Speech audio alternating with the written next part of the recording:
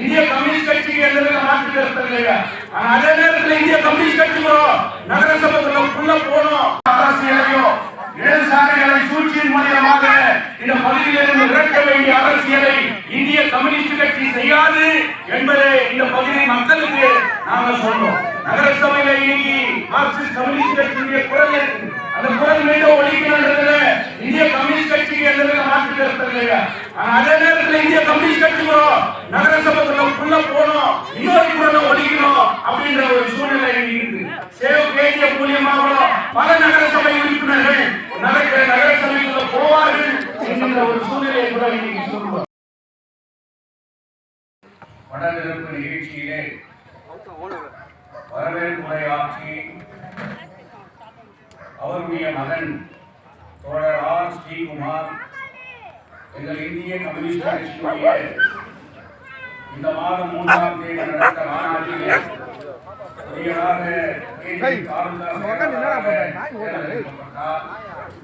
அந்த நிகழ்வுக்குள்ள அவருடைய தாயார் தன் மகன் தேர்ந்தெடுக்கப்பட்டிருக்கிறார் என்கின்ற நிகழ்வுக்குள்ள கண்டு அதன் பிறகுதான் அவர் இன்றைக்கு மறைந்திருக்கிறார்.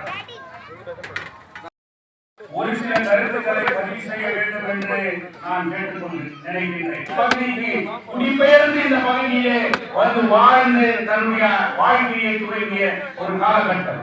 இன்னைக்கு நாம பேசுறோம் அப்படின்னு சொன்னா தோழர் ரமேஷ், தோழர் ஸ்ரீகுமார் அவர்கள் கூட தாங்கள் ஒரு கம்யூனிஸ்ட் என்பதை தான் அவர்கள் அடையாளப்படுத்துவார்கள். தோழர் தங்கராஜ் பேசியதை போல மார்க்சினுடைய அந்த மார்க்சிய தத்துவத்தை தன்னுடைய மனைவி அவருக்கு உறுதுணையாக இல்லை என்று சொன்னால் தாயாகவும் மனைவியாகவும் அவருக்கு தோழியாகவும் இருந்த அந்த லெனினுடைய ஒத்துழைப்பால் அது மார்க்சிசம் என்கின்ற அந்த நூல் வெளியே வந்தது.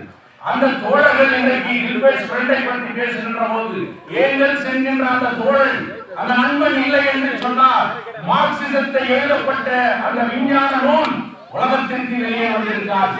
அதை வெளிக்கொண்டு வந்து காட்டிய அந்த ஏங்கல்ஸ் இன்றைக்கு ஸ்டாலினை நாம் நினைக்கின்றோம், லெனினை நினைக்கின்றோம். அந்த நூலை நடைமுறை அரசியலிலே இன்றைக்கு ஆட்சியிலே ரஷ்யாவிலே ஆட்சிக்கு கொண்டு வந்த லெனினை நாம் மறக்க முடியாது. இந்த குடும்பத்தை அவருடைய தோழர்களை நான் நினைக்கின்ற போது அவர்கள் மார்க்சிசத்தை தெளிவாக தெரிந்தவர்கள், லெனினிசத்தை படித்தவர்கள், தாய் என்கின்ற அந்த நூலை தெளிவாக படித்தவர்கள், தன்னுடைய சேகுவாரானுடைய வரலாறை தெரிந்தவர்கள், பகத்சிங்குடைய வரலாறை தெரிந்தவர்கள். அதனால்தான் அவர் தாயின் நூலை எழுதிய அந்த மார்க்சின் தாயினுடைய மகனுடைய அவருடைய பெயரை ஸ்ரீகுமார் அவர்கள் தன்னுடைய மகனுக்கு வைத்திருக்கிறார். பகத்சிங்குடைய அந்த தியாக வரலாறை அவருடைய போராட்ட உணர்வுகளை தெரிந்து அதை படித்து அதை தீர்மானித்துக் கொண்டு நாமும் இந்த சமுதாயத்திலே இப்படி வாழ வேண்டும் வளர வேண்டும் என்கின்ற அந்த உணர்வோடு தான் தன் மகனுக்கு பகத் என்கின்ற அந்த பெயரை கூட இன்றைக்கு அவர் வைத்திருக்கின்றார். மக்கள் இந்த சூழ்நிலைகளை எண்ணிப்பாங்க. போனார் தங்கவயலுடைய நிலைமை ரொம்ப மோசமான ஒரு நிலைமை. நகர சபையில நீங்க எண்ணி பாருங்க. உருவாக்கப்பட்ட தலைவர் பத்தோச்சரமா இருக்கலாம், மைனிங் பகுதியில் இருந்து தலைவராக இன்னைக்கு தாஸ் சின்னசௌரியா இருக்கலாம், ஒரு மைனிங் பகுதியில் இருந்து கெஸ்ட் தலைவராக ஜாய் சிம்பரானியா இருக்கலாம், மைனிங் பகுதியில் இருந்து இன்னும் எத்தனையோ பேர் கூட பாத்தீங்கன்னா தேர்ந்தெடுக்கப்பட்டாங்க. அதிகாரத்துக்கு வந்தவங்க யாரான்னு சொன்னா அவங்க மைனிங் பகுதியிலிருந்து தேர்ந்தெடுக்கப்பட்டு அதிகாரத்துக்கு வராங்க. ஆனா மாநில அரசுடைய எல்லா ஃபண்டுகளையும் எல்லாத்தையும் எடுத்து போய் நான் மைனிங் ஏரியாவுக்கு நீங்க டெவலப்மெண்ட் கொண்டு வராங்க. ஆனா மைனிங் நீங்க 97ல இருந்து இந்த மைனிங் நகரசபையோட இணைக்கப்பட்டு நடத்தப்பட்ட தேர்தல். ஆனா இன்னைக்கு இவ்வளவு நாளா நடந்து 20, 25 ஆண்டுகள் 30 ஆண்டுகள் கடந்தும் கூட மைனிங் பகுதி இன்னைக்கு மாநில அரசுடைய ஒரு திட்டம் ரோடு போடுறான், லைட் போடுறான், போர்வெல் போடுறான், இன்னைக்கு தண்ணி கொடுக்குறான், அது இல்லை. ஆனா கோடிக்கணக்கான ரூபாய் இன்னைக்கு வருது. ஆனா நகர சபையில அந்த திட்டங்களை இன்னைக்கு மக்களுக்கு இன்னைக்கு கொண்டு வரதில்லை. கேட்டா இது மைனிங் பகுதி சென்ட்ரல் கவர்மெண்ட்ல இருக்கு, இன்னொரு கவர்மெண்ட்ல இருக்கு. இன்னைக்கு யாருக்காவது தெரியுமா? இன்னும் ஒரு 15 நாள்ல நோட்டிபிகேஷன் பண்ண போறோம், டெண்டர் கால்குலேட் பண்ண போறோம். சைநாடு மண்ணுகளை இன்னைக்கு அழைக்கிறதுக்கு எல்லா விதங்களையும் இன்னைக்கு செஞ்சிருக்கிறான். அந்த ஊருடைய எம்எல்ஏ சொல்லுது மாநில அரசுக்கு தெரியாது, எங்க சீஃப் மினிஸ்டர் நாலேஜ் இல்லாத மைண்ட்ஸ் வந்து ஓபன் பண்ண முடியாதுன்னு சொல்லு. இன்னைக்கு ஆதாரத்தோட சொல்ற ஒரு மாதத்துல அதுக்கான டெண்டர் இன்னைக்கு கால்குலேட் பண்ண போறேன். இவங்கெல்லாம் யாரு? நீங்க அவங்களுடைய சம்பளத்தை பட்டியல் போட்டு அவர் சொன்னா கார்பரேட் கொள்ளடிக்கணும், மக்கள் தேர்ந்தெடுக்கப்படுற பிரதிநிதிகள் கூட இன்னைக்கு செயல்படுறாங்க. யாராவது இன்னைக்கு தேர்ந்தெடுக்கப்பட்ட பிரதிநிதி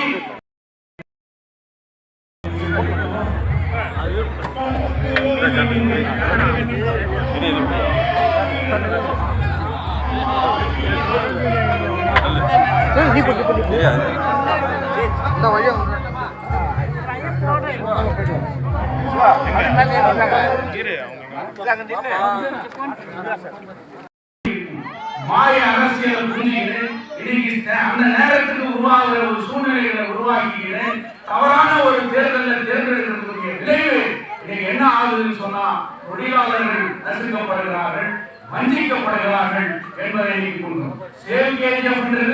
டிஎஸ் மணி காலத்திலிருந்து சௌரிதாஸ் காலத்திலிருந்து அந்த கால சூழ்நிலைகளுக்கு உருவாக்கப்பட்டது. அன்னைக்கு டெல்லிவரைக்கும் போய் அந்த பிரச்சனைகளுக்காக அன்றைக்கு போராடினார்கள்.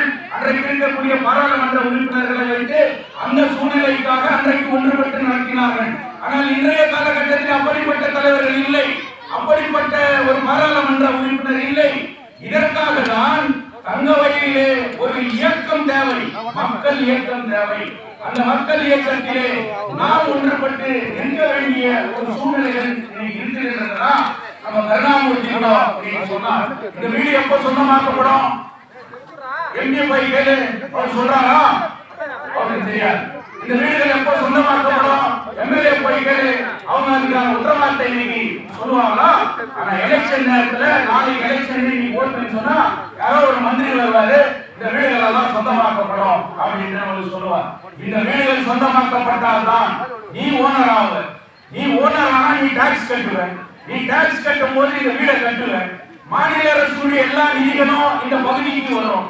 ஒரு சரியான காலனி உருவாகும், ஒரு சரியான கல்வி கூடங்கள் உருவாகும், ஒரு நகரம் உருவாக்கப்படும். நமக்கு தகுந்த மாதிரி நம்ம வீட நாம கட்டிக்குவோம்.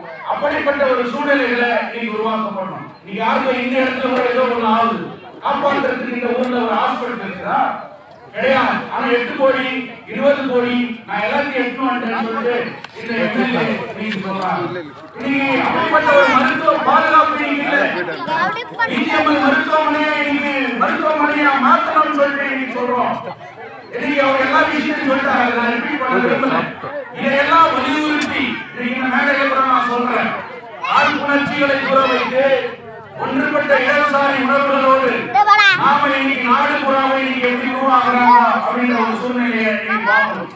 தர்மஸ்தலா போராட்டத்துல எப்படி இன்னைக்கு மாநிலத்தில் இருக்கக்கூடிய இடதுசாரி கட்சிகள் எம்மா இருக்கலாம், ஐயா இருக்கலாம், எம்எல்ஏ இருக்கலாம், ஃபார்வர்டு பிளாக்கா இருக்கலாம், ஒன்றுபட்டு இன்னைக்கு பிரஸ்பீட் கொடுக்குறாங்க, ஒன்றுபட்டு ஒரு போராட்டத்தில் இருக்கிறாங்க. அந்த மாதிரி ஒரு சூழ்நிலையை உருவாக்குறாங்க. எந்த காலகட்டத்திலையும் இடதுசாரிகளை வீழ்த்து வருகின்ற ஒரு அரசியலையும் இடதுசாரிகளை சூழ்ச்சியின் மூலமாக இந்த பகுதியிலிருந்து விரட்ட வேண்டிய அரசியலை இந்திய கம்யூனிஸ்ட் கட்சி செய்யாது என்பதை இந்த பகுதி மக்களுக்கு நாங்க சொல்றோம். நகரசபையில இன்னைக்கு மார்க்சிஸ்ட் கம்யூனிஸ்ட் கட்சியுடைய குரல் இருக்கு. அந்த குரல் மீண்டும் ஒழிக்கணும்ன்றதுல இந்திய கம்யூனிஸ்ட் கட்சிக்கு எந்த மாற்று கருத்து இல்லையா? அதே நேரத்தில் இந்திய கம்யூனிஸ்ட் கட்சிகளும் நகரசபைக்குள்ள போனோம், இன்னொரு குரலை ஒழிக்கணும் அப்படின்ற ஒரு சூழ்நிலை இருக்கு. சேவ் கேடிய மூலியமாக பல நகரசபை உறுப்பினர்கள் நகரசபைக்குள்ள போவார்கள் என்கின்ற ஒரு சூழ்நிலையை கூட இன்னைக்கு சொல்லுவோம்.